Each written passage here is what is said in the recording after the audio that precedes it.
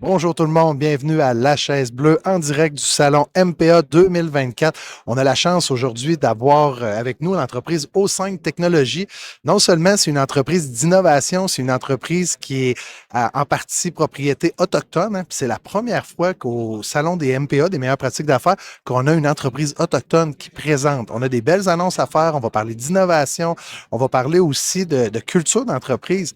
Donc, c'est un plaisir de vous accueillir sur La Chaise Bleue. Bienvenue, messieurs, mesdames. Oui, oui. La chaise bleue est une idée originale de GLM Conseil. En partenariat avec le Mouvement québécois de la qualité.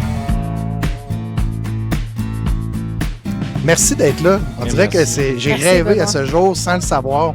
Merci, On prend-tu un petit tour de table pour les gens, pour la communauté, savoir qui est Roland, qui est Jonathan, qui est Mona? Je vais même lancer la balle à Jonathan en premier. Jonathan, peut-être te présenter. On va parler d'entreprise puis du modèle des affaires après, mais j'aimerais savoir qui est Jonathan, un petit parcours même. Hey, quoi, moi, mon nom, c'est Jonathan, comme tu l'as dit. Jonathan Pinette-Grégoire. Je viens de la communauté de Washat Macmalutanam.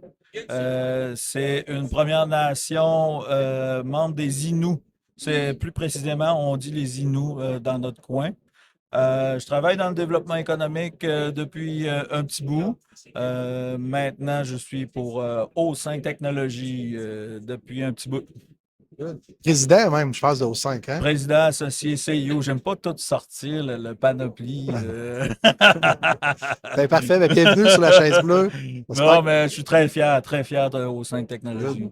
Puis avant de passer le micro à Mona, j'aimerais dire que moi, Mona, je l'ai rencontré, je pense, la première fois en 2016, si je ne me trompe pas. Tu travaillais au ministère de l'Économie dans ça s'appelait pas l'offensive de transformation numérique dans le temps, mais tu étais, même Roland, tu étais là au Exactement. début. Vous avez été dans les précurseurs qui avaient parlé un peu de l'industrie 4.0, de la mise en place des diagnostics de maturité, de rassembler l'écosystème à partir de. Il y avait un peu un enjeu que les gens ne parlaient pas de transport numérique, tu sais, puis la sensibilisation, je pense qu'elle s'est faite, mais Mona, peut-être prendre le temps de te présenter. Oui. Merci Benoît de nous accueillir aujourd'hui à la Chaise Bleue. Vraiment, c'est un honneur pour nous. Effectivement, Benoît, on s'est rencontrés en 2016, même ici au salon, je me rappelle très bien, avec André Roy qui m'a présenté Benoît Cormier. Et c'est à partir de là qu'on a commencé à travailler ensemble. Moi, actuellement, j'occupe le poste de vice-présidente intelligence d'affaires chez O5 Technologies depuis 4 ans maintenant. Et comme tu le sais, je suis diplômée en administration des affaires, en intelligence d'affaires aussi, mais aussi en intelligence artificielle du MIT. Et j'ai fait un long parcours au ministère de l'économie et de l'innovation, à développer, comme tu l'as dit, toute la stratégie numérique en partant du concept d'industrie 4.0 jusqu'à l'audit industrie 4.0, l'offensive de transformation numérique, à mettre en place aussi différentes stratégies pour appuyer la transformation numérique des entreprises ici au Québec. Et j'ai eu la chance aussi de contribuer à mettre en place la grande mission aussi à Hannover Messe. Et tu as été un des premiers à nous accompagner, Benoît GLM, à être avec nous sur cet Tu sais événement-là. que l'année dernière, ben, cette année, ça va être la 8e fois, je vois. Ça Ouais. n'a pas de sens, hein? Et je me rappelle la première fois quand je t'en ai parlé de ça, tu m'as dit, ah mais Mona, on va faire quoi là-bas? Je t'ai dit, une fois que tu vas aller, tu vas toujours retourner. Donc vraiment, merci encore une fois, Benoît, de nous accueillir à la Chaise Bleue. C'est un plaisir. Puis là, on a notre ami Roland. Roland, Ah là, ben, va falloir que tu fasses ça court, par exemple. Moi, je ah, connais Roland quand il part, exactement. mais c'est intéressant. Mais je vais essayer de réduire Approche une ça. petite affaire ton micro, Il n'y a pas Roland. de problème. Bienvenue. Mais Roland Mobio, comme tu sais, spécialiste en optimisation des processus d'affaires. Quelqu'un qui a connu Mona durant ses années au MEI, qui t'a connu aussi et qui a eu le plaisir de travailler avec toi, de développer des relations, une relation d'abord personnelle, professionnelle aussi, et qui a eu l'occasion, quand on travaille avec Mona, de travailler sur la stratégie numérique au Québec, comme tu en parlais, l'industrie 4.0 qui a été un moment clé à partir de 2015, qui a été vraiment l'élément qu'on a mis en place ici au Québec et qui nous a permis de travailler sur la stratégie numérique à partir de l'audit industrie 4.0, de l'ADN 4.0 et bien sûr tout ce qui a profilé par la suite. Donc, je ne veux pas m'étendre plus. Je pense que je peux te donner Oui. plusieurs choses, mais on aura Oui. l'occasion de développer. Là, Ce matin, il y a eu une grande annonce. Là, j'étais pas présent pendant l'annonce. Guy Martel en a parlé de l'annonce. Avant de parler de cette annonce-là, on peut-tu prendre le temps de présenter aux 5? Là, on a pris le temps de l'ajouter aussi en décor en arrière. Moi, j'ai entendu parler d'O5 quand c'était embryonnaire. Exact. Là, aujourd'hui, vous avez fièrement un kiosque, toute la gang était là, il y avait une communauté autour du kiosque. Il y a aussi un partenariat avec la communauté et nous. Est-ce que je me suis pas trompé dans la prononciation? Moi, j'ai grandi à La Tuque, hein, je suis habitué avec les Atikamekw, je suis moins habitué de dire les Inuits, là. Mais comment, c'est quoi Au5? Qu'est-ce que ça fait Au5, les amis? Je peux me permettre de commencer, puis je vais laisser les autres aussi ajouter. Au 5, en fait, c'est une phrase qui qualifie Au 5. On dit Au 5, c'est devancer le temps. Et on dit devancer le temps parce qu'on est nourri par une vision, et laquelle vision nous-mêmes nous permet d'être là aujourd'hui, parce qu'on a cette qualité ou cette capacité de voir des choses que peut-être d'autres personnes ne voient pas. C'est sûr que ça nous permet d'anticiper les choses et de faire en sorte qu'on crée beaucoup plus de valeur. Donc, O5, c'est une entreprise qui se distingue par une capacité de mettre en place, bien sûr, des services d'optimisation des processus, des services d'affaires, etc., mais qui se distingue aussi par la capacité de mettre en place des produits. Et on a un positionnement produit, on y tient, pour que justement ce positionnement produit nous permette on va dire, de se différencier sur le marché. Et c'est ce qu'on est en train de faire pour nous permettre de nous appuyer sur principalement l'innovation et faire de l'innovation notre fer de lance dans tout ce qu'on fait. Voilà. On a eu sur le podcast, puis je le dis souvent, puis si vous écoutez le podcast, vous allez dire, il se répète, là, mais avez-vous déjà entendu parler de Germain Lamonde, du groupe Exfo? C'est un monsieur qui a versé pour 2 milliards de salaires au Québec. Là. Tu sais, Exfo, là, c'est une entreprise de Québec. Là. Puis il disait, une innovation, ça se mesure en part de marché. Fait que là, quand vous allez dans la partie produit, c'est ce que je comprends, peut-être qu'une entreprise comme GM ne fait pas du service, tu sais, mais dans le produit, c'est vrai que c'est plus facile de mesurer ses parts de marché que dans un domaine de service. Mais encore, au 5, présentement, là, il y a, comment Jonathan est arrivé dans l'histoire? Je suis curieux, là, allez-y, là, attendez pas mes questions, je veux vous entendre. Comment c'est arrivé, ça, au 5? Oui, j'aimerais ça. OK, pour en glisser un mot sur de la manière que je suis arrivé chez O5 Technologies. Antérieurement, je travaillais pour le développement économique de ma communauté. Puis O5 Technologies, dans ce temps-là, était comme embryonnaire, comme tu avais dit. Puis on avait eu des discussions ensemble sur des idées, des trucs qu'on voulait développer éventuellement, puis que c'est pas tant le fait d'avoir des véhicules, des idées qu'on s'est rejoint, mais je pense que c'est beaucoup dans la mobilisation de dépasser l'air du temps, de dépasser les choses, d'innover, de sortir de sa zone de confort. C'est beaucoup ça qui est venu nous rejoindre, d'après moi, là, pour complémenter un peu sur ce qu'est O5 Technologies. C'est une gang de passionnés à sortir de notre zone de confort. Il est là, nous autres, notre fun. Puis en même temps, on a des outils de travail qui fait qu'on ne le fait pas les yeux bandés. Là. On a des outils de travail qui fait que on sort de la zone de confort, on innove, on y va dans l'inconnu, mais dans un risque qui est calculé. Puis ça, c'est le genre de choses qu'on essaie de transmettre aussi aux clients. Sortir de sa zone de confort, ça peut faire peur, mais quand tu as les bons outils, avec O5 Technologies, par exemple, ben, on maximise les chances d'aboutir à la réalisation de quelque chose, à la réalisation d'une innovation. Puis c'est ça qu'on a comme bagage qu'on transmet dans nos affaires, dans nos discussions, nos partages. Puis on fait un bon bout de chemin. Tu sais, ça donne une bonne idée, un bon exemple. L'annonce qui a été faite ce matin, un petit peu plus tôt, on a annoncé la zone Première Nation Meetup. Tu sais, le salon MPA existe depuis 32 ans. OK, maintenant, qu'est-ce qu'on peut faire pour upgrader ça? Moi, je suis autochtone, je suis Innu. Ça a été comment que je peux contribuer au rapprochement des peuples, comment je peux contribuer à créer une place dans cet événement-là, le salon MPA, qui est quand même un salon prestigieux, comment on peut faire upgrader puis construire des relations non seulement pour le MQQ et au sein technologie, mais entre les différentes communautés d'affaires qui viennent de différents peuples.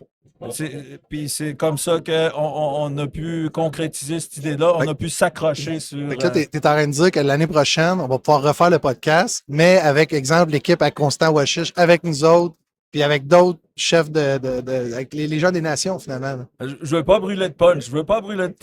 Mais ce matin était présent le chef de la PNQL, le chef Ghislain Picard, ainsi que le chef Inut Wegenwa Chatmalutenam, ou du mot Mike McKenzie. On a un bel appui. Ça, c'est un indice qui est extrêmement pertinent pour moi, extrêmement important pour moi dans les discussions que j'ai avec les différentes instances, les différents gouvernements.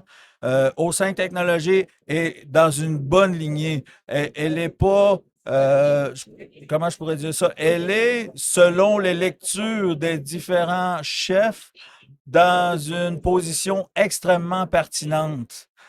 Présentement dans la société actuelle, autant pour les Premières Nations aussi. Puis je pense que c'est ça qu'il faut. C'est ça qu'il faut. Il faut qu'il y ait des gens qui croient à ça. Puis nous, au sein de technologie, on croit à ça. C'est ça qu'on veut faire. Tu sais, on veut accompagner les organisations, les entreprises, les systèmes de gouvernance à innover. Puis nous autres, c'est ça notre carré de sable. C'est ça notre fun là-dedans. Comment on peut innover. Ça me donne le goût d'être avec vous autres. puis, je serais curieux d'entendre, Mona, c'est quoi ton rôle dans l'organisation? Tantôt, tu l'as mentionné, mais au quotidien, tu sais, je connais tes forces, je connais tout ce que tu as réussi à monter dans le passé, mais dans O5, c'est quoi ton mandat d'actionnaire? Je crois que tu es actionnaire. Ouais. C'est quoi ton mandat dans l'organisation? En fait, tu sais, Benoît, toi, tu es entrepreneur et tu sais très bien que quand tu es entrepreneur, tu es voué à faire beaucoup de choses, plein de choses en même temps quand tu travailles dans une entreprise. Donc, tu ne comptes plus le temps, tu ne comptes pas les tâches et tu ne comptes pas qu'est-ce que tu fais. Parce que tu te donnes une vision, tu te donnes une stratégie et tout le monde travaille ensemble. Le chef Mackenzie avait dit un mot qui est important aujourd'hui, c'est Manu. Mamou, pardon. Et Mamou, c'est travailler ensemble. Et c'est ça la force de O5 Technologies. C'est que chacun de nous apporte ce qu'il est en mesure d'apporter. On grandit ensemble, on travaille ensemble. Donc, chacun de nous, avec ses forces, est capable de faire avancer ce navire-là qu'on est en train de faire bouger. Et comme je l'ai dit, tu es amené à faire énormément de choses. C'est sûr que la grande force de O5 Technologies, c'est sa vision d'innovation. Et ça, c'est quelque chose que toi, tu nous as connu aussi avec ça en tant que personne aussi, Benoît. Et c'est ce qui a beaucoup attiré aussi Jonathan. Parce que ce qu'il faut savoir, c'est que la vision des peuples autochtones, des Premières Nations, c'est la diversification économique. Oui, on veut faire des investissements, on veut travailler dans des secteurs de la construction, dans les secteurs de l'hôtellerie, etc. Mais l'innovation, c'est le futur. Et si on ne se positionne pas maintenant dans l'innovation, on va manquer le train. Et c'est ça, O5 Technologies, c'est devancer le temps.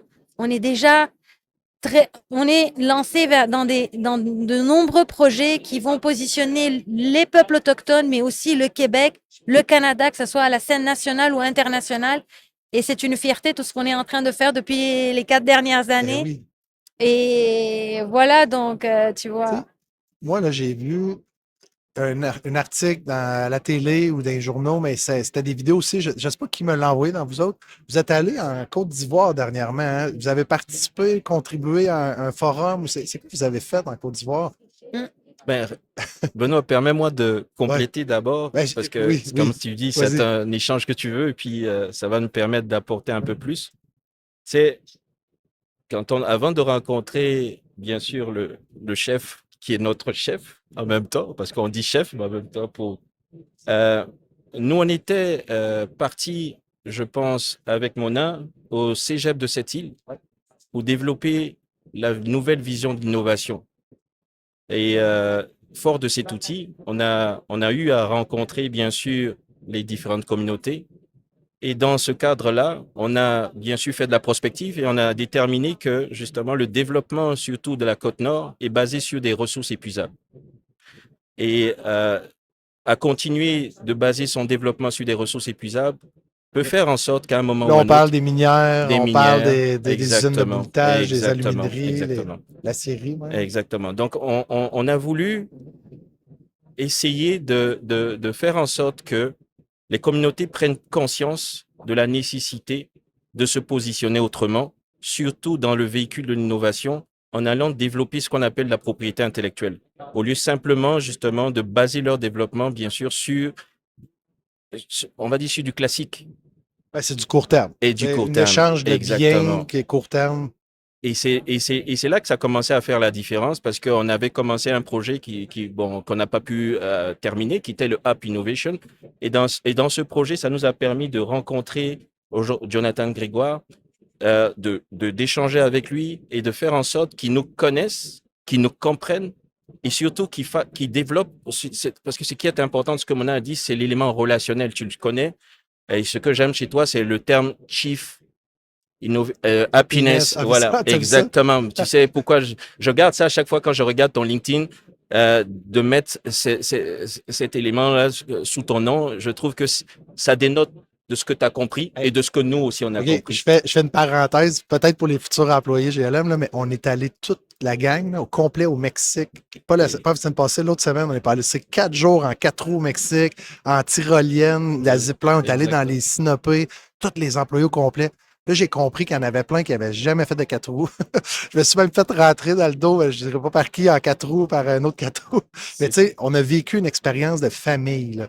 Et là, je te redonne la balle, je m'excuse, mais Non, mais c'était magique. ce que tu dis, c'est pour nous, la base d'une entreprise qui réussit, c'est pas seulement des éléments qu'on ajoute, des expertises qu'on ajoute, c'est la capacité d'avoir du fun à travailler ensemble. C'est bien dit. Et si on ne travaille pas dans ce fun, je pense que même quand viennent les difficultés, on n'arrive pas à traverser.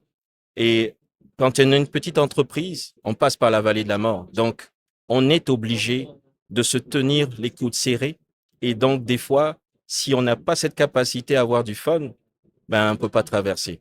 Et je pense qu'une des clés, je devrais donner cette clé aux entreprises qui commencent, c'est de vous entourer des gens qui sont bons, oui, qui sont experts dans leur domaine, mais avec qui vous pouvez vous tenir les coudes serrés.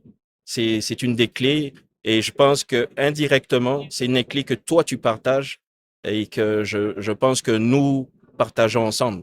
Donc, c'est ce qui a fait que un gars comme Jonathan, dans sa vision, a compris qu'au-delà de ce qu'il fait à la SDUM, parce qu'il apportait quand même à sa communauté, il s'est dit, regardez, je peux apporter encore plus à la communauté, surtout dans un véhicule comme O5, où justement, bien sûr, on peut développer différents projets et avec des personnes avec qui, puisqu'on a pris le temps de se connaître, de se comprendre et de s'accepter. C'est clé. Donc, voilà aujourd'hui ce qu'on traverse. Mona, aujourd'hui, tu lui demandais tout à l'heure, qu'est-ce qu'elle fait? Elle est au four et au moulin. Donc, et ça, c'est clair, je ne peux pas dire ça autrement. C'est une personne qui était clé quand on était au ministère, mais qui est encore clé dans O5 Technologies. Elle fait avancer les dossiers, elle garde un sourire exceptionnel, elle a une force exceptionnelle. Et nous, c'est contagieux pour nous parce que quand tu te présentes au travail avec des personnes qui peuvent défoncer des murs comme elle, comme lui aujourd'hui, regarde, ça simplifie les choses, ça facilite les choses et je crois que ça nous permet d'avancer. Pour l'auditoire, là, le client cible, c'est quelqu'un qui a un projet produit d'investissement, qui a déjà commencé ou qui a une idée en tête. Il vient vous présenter son projet ou ça peut être une entreprise manufacturière, n'importe quoi, mais est-ce qu'il y a un client cible ou c'est toute personne qui a l'intention de développer de la l'API, se faire encadrer dans une pays? Quand même, comment je pourrais le vulgariser? Hein? C'est pas comme ça. OK. C'est pas comme ça parce que Benoît, tu sais très bien que et c'est justement une des problématiques au Québec, quand un client vient vers un joueur qui a la capacité ou qui a l'expertise, La problématique, c'est que le client qui amène ce projet-là, le projet lui appartient. Donc, la propriété intellectuelle n'est pas partagée à celui qui, justement, développe. Donc, O5 ne part pas de ce principe-là. O5, il part sur un autre processus que je vais laisser Mona développer dessus pour ne pas prendre la parole et m'étaler dessus. On a un processus de design thinking qu'on a mis en place. C'est un processus qui nous permet d'abord de prendre plusieurs secteurs. Comme ça, qu'on dit, on devance le temps. Et ça, je te partage ça. Puis, de toute façon, on n'a rien à cacher là-dessus, sur ce côté-là. Alors, donc, on analyse les problématiques qui sont vécues par les secteurs. Donc, on identifie les problématiques. On s'assure que ces problématiques-là, elles touchent ce qu'on appelle une masse critique de joueurs, OK, pour que justement ça devienne essentiel pour nous de se pencher là-dessus. Et on recherche les solutions les plus idoines pour pouvoir y répondre. Lorsqu'on trouve les solutions, on valide sur le terrain les solutions qui existent. Et les solutions qui existent, bien sûr, on les laisse tomber parce que, bien sûr, on ne veut pas rentrer en compétition. Nous, on veut rentrer dans ce qu'on appelle l'innovation à partir, bien sûr, d'une propriété qui n'existe pas. Donc, dans le domaine surtout de la deep tech, donc des technologies de rupture, pour que ça nous permette de mettre en marché des produits qui n'existent pas, avec bien sûr une masse de clientèle et qui n'ont pas de solution existante. Donc, il y a des étapes par lesquelles on passe, des étapes itératives qui nous permettent de pouvoir à la fin nous-mêmes avoir ce qu'on appelle la propriété intellectuelle, développer cette propriété intellectuelle, établir la juste valeur marchande de cette propriété intellectuelle et assurer, bien sûr, la valorisation actionnariale de notre entreprise. Donc, vraiment, on est plus dans ce type de pattern. Et aujourd'hui, c'est ça qui nous distingue parce on remarque beaucoup d'entreprises, même de services, sont en train de péricliter, même au Québec. Il y a eu, sans nommer de nom, il y a eu comme 5 fermetures dans les derniers 2 mois. Là. Et c'est pour ça que justement, on a compris que faire que du service, c'est une bonne chose. Tu peux bien sûr surfer sur. C'est une vache à lait qui te permet d'investir, de créer, tu sais, définitivement de monter la valeur d'une entreprise de service. C'est ça. Il faut quasiment que tu deviennes plate. Exactement. Parce qu'il faut que tu standardises, puis tu ne peux plus laisser de place au plaisir pour être un compétiteur des grands joueurs. Là, c'est ça. Et on a une phrase chez nous, on dit, nous, on ne se positionne pas sur le pit stop. Le pit stop, c'est-à-dire l'arrêt au puits. Ouais. C'est-à-dire, on n'est pas là pour attendre que les gens viennent vers nous. Nous, on identifie ce que les gens ont besoin pour qu'en flux tiré, on propose une solution qui réponde à leurs besoins. Donc, et à partir de là, la propriété intellectuelle nous appartient et permet, sous forme de licence, sous forme de droit, de pouvoir justement, je dirais, fournir des solutions aux clients et de fournir des licences aux clients. Faites-vous des pays partagés aussi avec des promoteurs ou c'est principalement vous autres qui allez devenir le propriétaire de la pays? Et ça, c'est très intéressant, non? Et puis, je vais laisser Mona. Oui, mais vas-y, tu peux continuer là-dessus. Je vais revenir sur un autre point. Pas de problème. Parce que l'idée, c'est que nous, ce qu'on aime, au-delà de ce qu'on fait, c'est pour ça que Benoît, nous, O5, c'est pas une entreprise qui ne veut pas collaborer. Au contraire, on croit à la collaboration et on ne croit pas que O5 a déjà l'expertise dans sa tête pour pouvoir vraiment concentrer toutes les forces et puis agir dans le marché. Non. On travaille avec différents joueurs comme Devicom, comme bien sûr d'autres joueurs qui peuvent nous offrir des solutions en partenariat, mais aussi, comme tu parles de clientèle, on peut déployer de manière à ce que, bien sûr, on parle par exemple dans le secteur du tourisme, de faire en sorte qu'on valorise nos produits et qu'on permette à nos clients d'utiliser leurs forces et donc de faire un partage de propriété intellectuelle pour que justement ça leur permette aussi d'avoir un asset et de déployer leurs services, etc. Donc vraiment, on est au contraire dans une dynamique essentiellement de collaboration parce qu'on croit que le Québec serait encore mieux fourni avec, bien sûr, la capacité de pouvoir justement jumeler toutes ces compétences-là ensemble. Donc, vraiment, c'est ça. C'est ça, Benoît. Oui, moi, je voulais revenir sur ton point par rapport à la Côte d'Ivoire et qu'on n'a pas nécessairement abordé. Merci, Mona.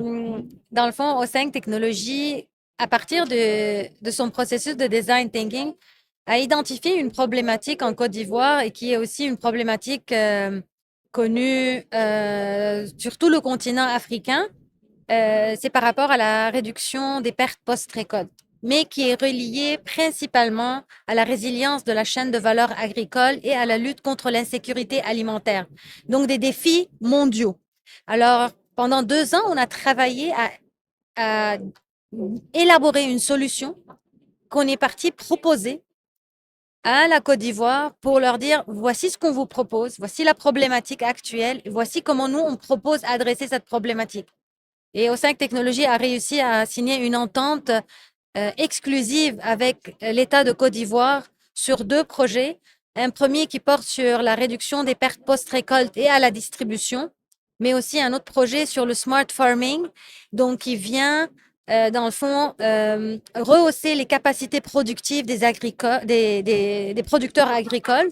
Donc, à partir de l'identification du besoin, jusqu'à l'identification de la solution, jusqu'à la formation également. Donc, et c'est pour cela qu'on a été en mars dernier en Côte d'Ivoire. Tu nous as vus, on a signé la convention en présence des différents ministres ivoiriens et on a été accompagné par le bureau de la délégation du Québec à Abidjan, l'ambassade du Canada également. Et on va revenir pour déclencher les projets parce que là, on est en phase de réaliser les études de faisabilité, etc. Bref, en janvier prochain, fin janvier 2025, on y retourne pour, en fait, mettre la pierre pour démarrer la mise en place de ces projets de façon concrète. Voilà. Ça veut dire, est-ce qu'il va y avoir des gens d'O5 qui vont travailler directement en Côte d'Ivoire, à temps plein en Côte d'Ivoire? Ça va être des gens de la Côte d'Ivoire ou ça va être d'ici à distance? Comment vous allez gérer ce- Ben, ça sera un mixte, hein. Oui, c'est Ça ça. sera un mix, ça sera un mix. Comme je t'ai dit, on s'appuie sur la collaboration. Ouais. Et dans cette collaboration aussi, on développe des partenariats, même à l'international. Et oui, on va faire des déplacements, mais notre base, c'est le Québec. Notre base, bien sûr, c'est la Côte-Nord aussi. On a un territoire qui est ici. Et donc, oui, on va se déplacer, mais on a des partenariats visés avec des acteurs locaux parce que l'objectif aussi, c'est de transférer de la compétence, de transférer de la connaissance, de favoriser un élan aussi en Côte d'Ivoire pour permettre aussi le développement de ces capacités-là. Donc, c'est notre objectif et Dieu merci, on a été aidé dans ça par les acteurs locaux en Côte d'Ivoire, notamment l'État de Côte d'Ivoire qu'on remercie par ton truchement et qui nous fait confiance, qui a fait confiance à une entreprise québécoise, une entreprise autochtone, pour venir justement développer ces projets, des projets qui ont une capacité de scaler avec d'autres pays, justement, mais pour l'instant, on ne va pas en parler. Toi, tu dois être, quand tu es revenu au village, tu étais l'enfant prodige, là, j'imagine. Là. Tu sais, je suis allé signer avec mon entreprise technologique autochtone d'innovation en Côte d'Ivoire un projet sur sauver le peuple. C'est quasiment ça. Là. Ouais. Tu sais, je veux dire, ça doit être quand même valorisant. Là. Ouais. Mais c'est pas mal ça. Entre autres, que oui, l'image est semblable, mais c'est de sortir de sa zone de confort. Mais en même temps, évidemment, moi, en tant que membre des Premières Nations, il y a des enjeux qui me rejoignent. Tu sais, l'autodétermination alimentaire dans ce cas-ci, l'autodétermination tout court. Moi aussi, on la vit dans les communautés ici au Québec.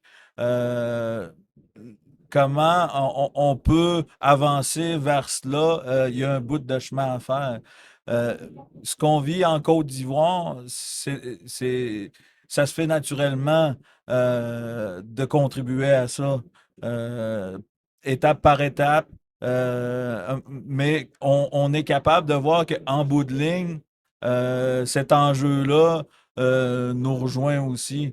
Tu sais, on a, oui, du fun à innover, du fun à aller dans des zones inconnues, mais ce qui est beaucoup gratifiant aussi, on le fait pour la bonne cause. Tu sais, les peuples dans ce coin-là, on sait que qu'est-ce qu'on est en train de mettre en place, qu'est-ce qu'on aide à mettre en place, ça va contribuer énormément à une meilleure qualité de vie. Tu sais, c'est l'humain aussi qui vient beaucoup me chercher pour moi, là. J'imagine pour eux autres aussi. Moi aussi, honnêtement, tu sais, je t'écoute parler, puis tu sais, je le comprends, honnêtement. Là, puis je pense que la part des gens qui écoutent aussi le comprennent. Je serais curieux d'entendre. Puis vous avez le droit de dire pause, Benoît. Tu sais, vous connaissez plein de gens, les gens vous connaissent, des gens qui vont l'écouter, peut-être vous allez dire, ouais, je ne vais pas là, mais trouvez-vous que c'est plus dur des fois aller chercher des contrats à même au Québec ou au Canada que d'aller en Côte d'Ivoire ou dans d'autres communautés ou aux États-Unis? Sentez-vous des fois que c'est nul n'est prophète dans son pays ou c'est. Le vivez-vous, ça? Euh, je prendrais pas la, T'as le droit de dire pause, ça, je te Non, l'ai dit. au contraire, bien au contraire. En fait, je ne prendrais pas le problème par ce bout-là. Parce que dans le fond, si tu n'as pas de réponse, personne ne peut t'écouter. Donc, première chose, est-ce que tu peux répondre aux besoins? Parce que il y a beaucoup de gens qui disent qu'ils peuvent répondre aux besoins, mais dans la réalité, il y en a très peu. Donc oui, effectivement, moi je suis ivoirien. À la base, je suis ivoirien, aussi québécois, mais donc oui, on dit nul n'est prophète chez soi, mais quand tu apportes des solutions qui sont des solutions tangibles, ben, les gens sont plus portés à écouter et surtout à te faire confiance. C'est ça qui est important. Donc pour moi, que ça soit là-bas, c'est une chose, et comme ici, nous on a bâti, ici au Québec, on va dire, on a été assimilés. Donc, on ne va pas dire que ça a été facile. Donc, il faut qu'on fasse aussi notre place. Et notre place, ça dépend du nom que tu te fais. Et le nom que tu te fais, c'est l'expertise que tu développes. Donc, oui, on a développé de l'expertise, mais ça revient à la même chose. On doit toujours convaincre les gens pour que, justement, on puisse faire affaire avec eux. J'aimerais ajouter, moi aussi, j'ai une opinion par rapport à ça. C'est-tu plus difficile de faire affaire au Québec, surtout dans l'innovation, pour avoir vécu dans le domaine public à la Société de développement économique de ma communauté, d'avoir fait le saut dans le privé chez O5 Technologies? Il y a des constatations, moi, que je peux communiquer dans le sens que je trouve qu'au Québec, on ne se donne pas le droit de faire des erreurs. Tu sais, quand on veut déposer des demandes, quand on veut solliciter des appuis, avez-vous vérifié ça? Vous avez-tu vérifié ça? Vous avez-tu fait ça? La liste est longue. La liste est extrêmement longue au Québec, qui est un peu différente dans les autres pays. Dans d'autres pays, elle est moins longue, là, ta liste d'épicerie, qu'il faut que tu fasses ton check, là, est moins longue. Moi, je la trouve particulièrement longue au Québec. Puis, on dirait que, tu sais, c'est une opinion personnelle, là, mais l'erreur est mal vue. Tu sais, quand quelqu'un fait une erreur, on y jette des roches. Ça donne un petit peu l'esprit de t'es mieux de ne pas faire d'erreur. Tu sais, c'est un peu une ère, un spectre que je vois, qu'on ne peut pas faire d'erreur. Mais l'innovation, c'est ça. Tu sais. L'innovation, des fois, ça t'amène à prendre des directions inconnues. Puis il faut se donner la chance que peut-être que tu peux te faire mal en allant dans cette direction-là, mais ce mal-là va contribuer à l'apprentissage collectif, l'apprentissage en affaires. Puis nous autres, au sein de Technologie, on est hyper chanceux là-dedans parce qu'on a des outils qui nous permettent de minimiser le plus possible ces chances de trébucher là. Puis c'est pour ça que moi, je trouve ça important de le dire. On est une entreprise en innovation, on accompagne dans l'innovation, mais on ne le fait pas de manière instinctive. On le fait avec des outils qui nous permettent de prendre des mesures qui sont très concrètes, qui va dire que, OK, on peut y aller dans cette direction-là, on peut y aller dans cette direction-là. Je suis particulièrement fier de pouvoir offrir ça à notre clientèle. Vous voulez sortir de votre zone de confort, vous avez peur de faire des erreurs, ben faites appel à nous autres. Tu sais, on a une manière de fonctionner qui est propre à l'innovation. On met ces outils-là à la disposition de notre clientèle. Utiliser ces outils-là pour innover. Tu sais, il ne faut pas avoir peur quand on est bien accompagné. Si on avait, messieurs, mesdames, à ajouter un quatrième jour, ben un cinquième, je vais me compter avec nous, là, exemple, on rajoute une place ici, là. C'est qui l'influence d'O5 qui est soit un client, un partenaire ou au pire quelqu'un comment je peux dire, qui vous inspire? C'est qui qu'on devrait asseoir avec nous sur la chaise bleue? Qui manque là, aujourd'hui ou qui ça serait incroyable? Le joueur qu'il faut asseoir, Ouais, non, mais un jour, si on avait la chance de refaire le podcast avec une personne de plus, ça serait qui a eu un impact dans O5 ou qui il devrait être assis avec nous aujourd'hui? Non. En fait, c'est une bonne question, mais c'est sûr que il y a beaucoup de personnes qui ont eu un effet sur O5 Technologies et je pense que même si on rassemble tout ce monde-là, tu vois, Benoît, ça serait pas suffisant parce qu'on va toujours manquer quelqu'un. Et quand je parle de ça, c'est parce que les personnes peuvent contribuer à différents niveaux, de différentes façons. Donc, il y en a qui vont te pousser, il y en a qui vont donner d'une autre façon, il y en a qui vont te donner un conseil. Donc, chacun a tu sais, une façon pour croire en toi et te pousser encore plus. C'est sûr, juste en mentionnant, moi, personnellement, une personne, je vais rendre injustice à d'autres personnes parce que, comme je l'ai dit, je veux pas juste nommer une personne parce que chacun contribue à sa façon et tout est bon. Personnellement, je considère que tout est bon. Mais moi, je te dirais que moi, ce que j'aime beaucoup, c'est que tu ramènes à chaque fois un entrepreneur, que tu le fais asseoir avec à ton podcast pour écouter c'est quoi comment l'entrepreneur il pense. Et aujourd'hui, ce que je pense qu'on apporte qui est intéressant à savoir, c'est que le Québec, il manque de propriété intellectuelle. On investit énormément dans la recherche et l'innovation, mais on est à 12% en propriété intellectuelle. Ça veut dire que il y a une réflexion à faire et même cette réflexion, elle doit se faire en accéléré parce que on est en train de se faire dépasser par le monde. Et malheureusement, le Québec, il ne manque pas de moyens. On a les bonnes têtes, on a les bonnes personnes, on a de l'innovation, mais il manque une vision qui vient structurer l'approche innovation, l'approche de développement. Pour ajouter à ce que tu dis, c'est que la plupart des Santec, je ne veux pas dire Santec, là, je Ouais. nomme, mais les incubateurs ou les gens qui se lancent, ils profitent des crédits RSDE. Puis là, Ouais. ils poussent. Une fois que l'innovation vaut, je sais pas, 2, 3, 4, 5, 6 millions, souvent, ils la vendent le plus rapidement possible. On ne garde aucunement la propriété, mais je pense pas qu'il y a des règles d'attribution aussi de. Si tu veux avoir accès au crédit ou si tu veux ça, il faut que tu aies un nombre d'années ou une vente locale. Juste dans la dernière année, juste les meilleures industries qui ont été vendues à des gens d'étrangers, sans nommer la compagnie qui a acheté. Il y a eu des holdings dans la dernière année qui avaient des propriétés intellectuelles, il s'en est vendu plein, là, surtout dans le domaine de manufacture, où moi je performe. Mais dans le domaine des technologies, c'est encore plus rapide. Là. Les gens ils sont pressés à vendre.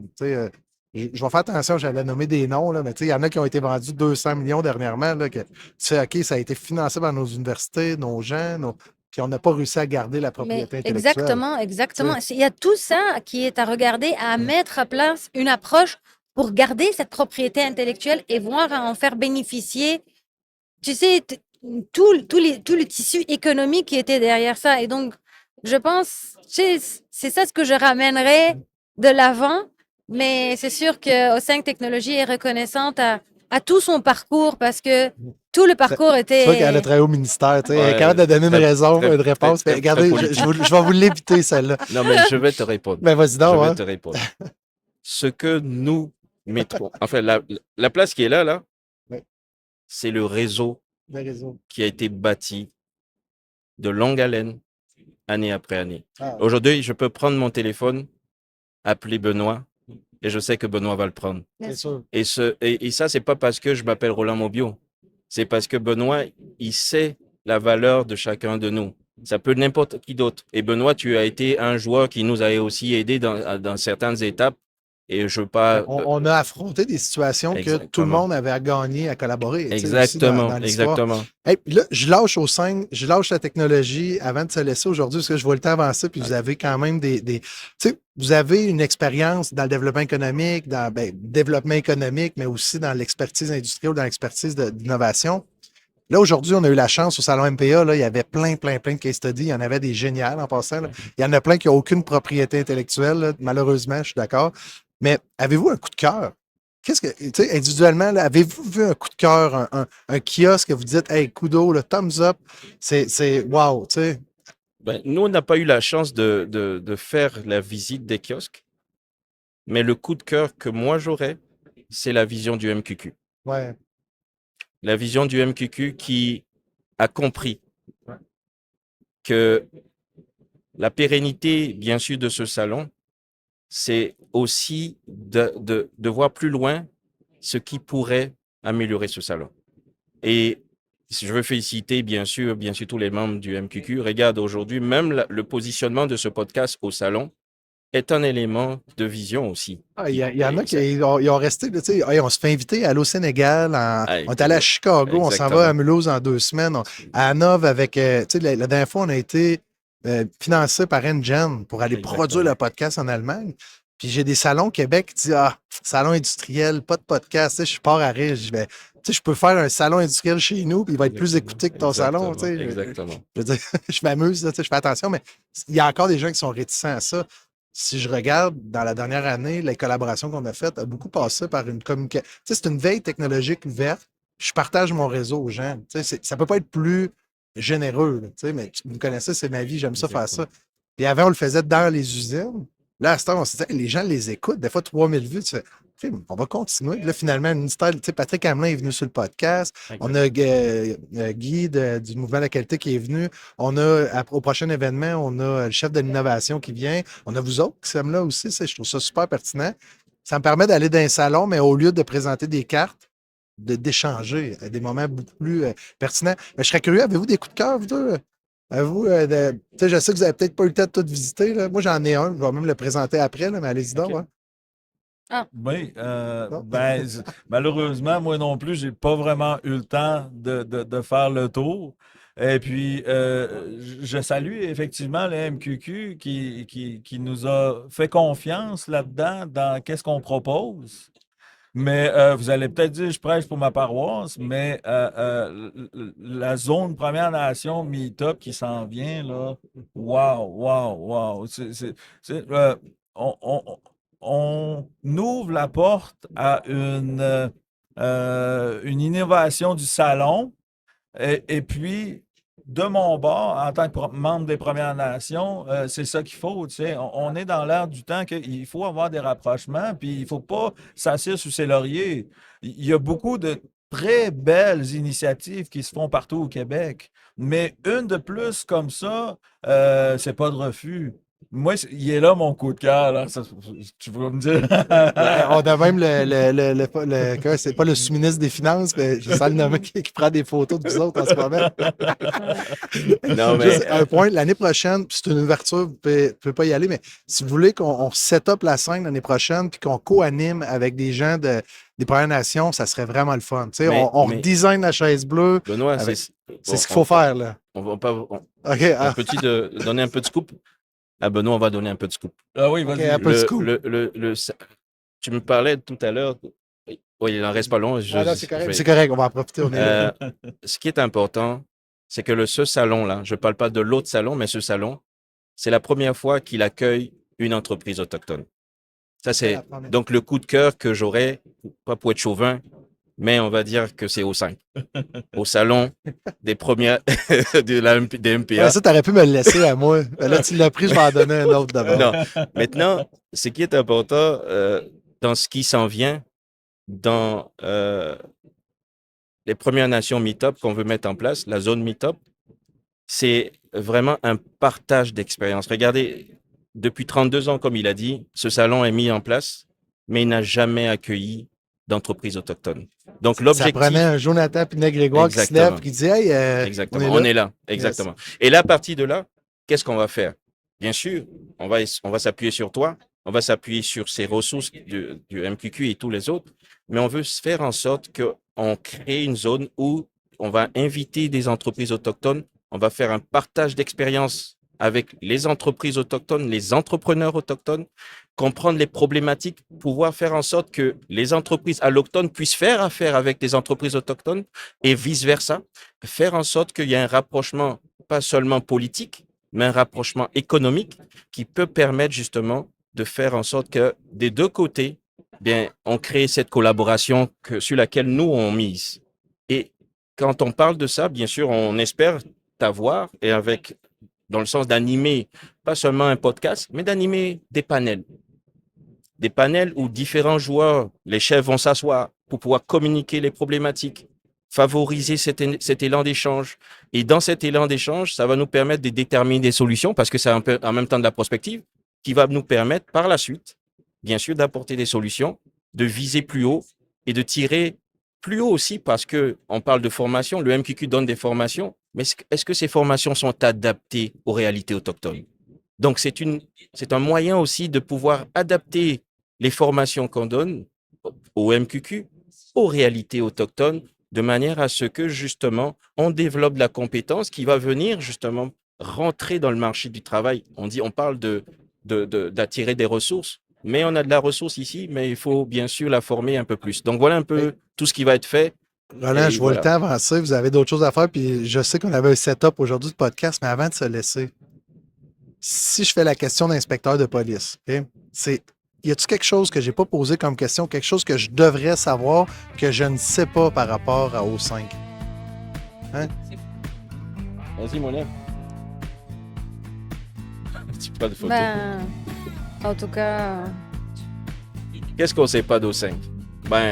Ce qu'on ne sait pas d'O5, c'est ce qui s'en vient, qu'on n'a pas encore annoncé. Malheureusement, qu'on ne peut pas annoncer parce que, bien sûr, il y a de la confidentialité sur certaines C'est choses, ça. malheureusement. c'est ça. Et on va se garder une petite gêne par rapport à ça, mais n'importe quand, on peut s'organiser C'est une sûr, rencontre c'est pour qu'on puisse parler Ça va me faire d'O5. plaisir. Hey, merci d'être venu à la Chaise Bleue. Merci, Merci, d'avoir Benoît. participé au podcast. Merci, En GLM. espérant qu'on va se revoir bientôt dans d'autres circonstances, mais je n'ai pas de doute. Merci de l'invitation. Tu m'as comme Cet épisode de La Chaise Bleue vous a été présenté par GLM Conseil. Acolyte de la transformation dans votre entreprise à l'ère du numérique.